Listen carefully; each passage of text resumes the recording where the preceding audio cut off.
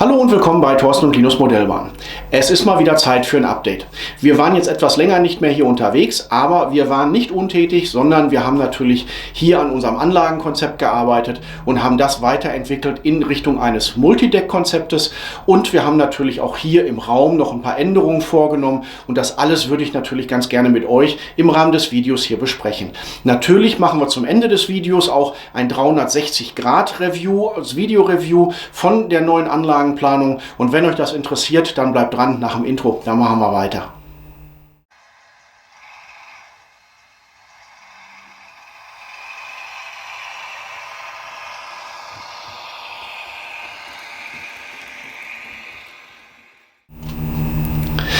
Willkommen zurück zum Video und schön, dass ihr wieder dabei seid. Ja, wie gesagt, es ist Zeit für ein kleines Update bezüglich der Planung unserer Anlagenerweiterung, die wir hier natürlich jetzt gerade machen, und natürlich hat sich hier im Raum klein wenig was geändert. Das würde ich euch alles ganz gerne vorstellen, und wer das Thema unseres Rückbaus noch nicht kennt, dem verlinke ich das Video gerne hier oben in der Ecke oder aber auch unten in der Videobeschreibung. Ja, fangen wir mit den Änderungen hier in den Räumlichkeiten erstmal an. Was haben wir hier gemacht? Also einmal haben wir hier hinten, und das sieht man da hinten am Fenster, da haben wir für etwas Sonnenschutz gesorgt. Das war nicht ganz so witzig. Also die Kunststoffteile, die haben doch etwas gelitten.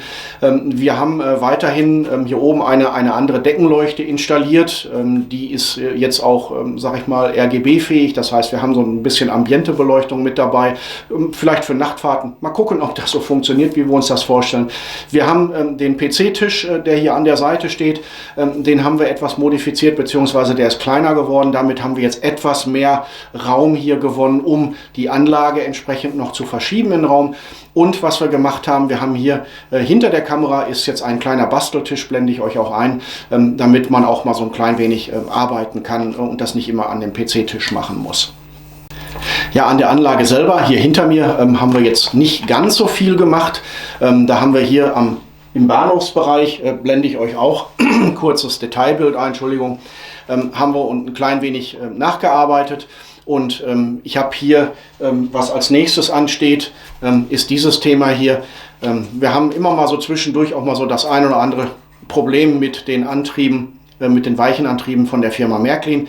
Hauptsächlich, Entschuldigung, meine Güte, hauptsächlich mit älteren Antrieben, aber nichtsdestotrotz haben wir da vereinzelt Probleme, und natürlich ist dieses Klick-Klack der Magnetspulenantriebe im sichtbaren Bereich vielleicht nicht immer ganz so schön, und deswegen haben wir gedacht, wir probieren mal hier diese Fissmann-weichen Antriebe aus. Da mache ich, wenn es euch interessiert, gerne nochmal ein separates Video, wie das so funktioniert und ob sich das auch so vernünftig integrieren lässt. Und das ist das, was wir hier so an der Anlage aktuell vorgenommen haben. Bei der Anlagenplanung, bei der Anlagenkonzeption zum neuen Anlagenteil, da haben wir jetzt auch noch ein paar Modifikationen vorgenommen. Da sind wir jetzt auch in die Richtung Multideck-Planung gegangen oder beziehungsweise Multideck-Betrieb gegangen.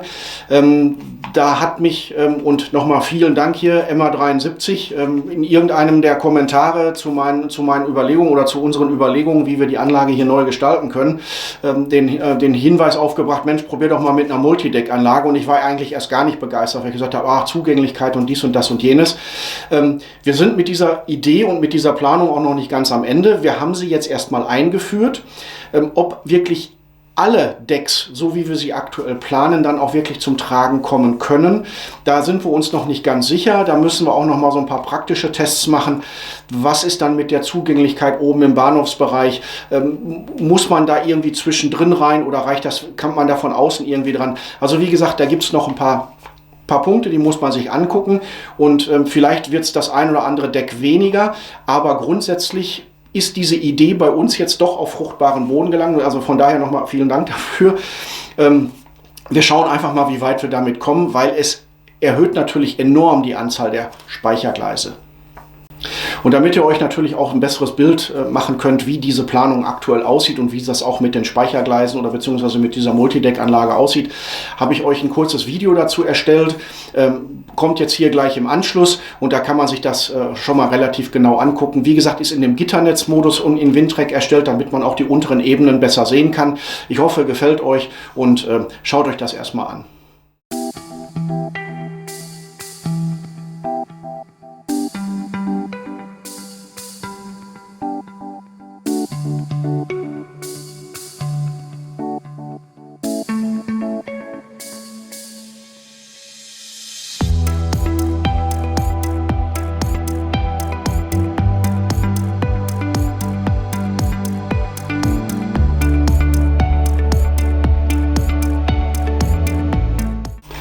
Ja, und das war es eigentlich auch schon aus unserem Sommer-Update hier oben aus der doch etwas warmen Modellbahnstube in unserem Haus.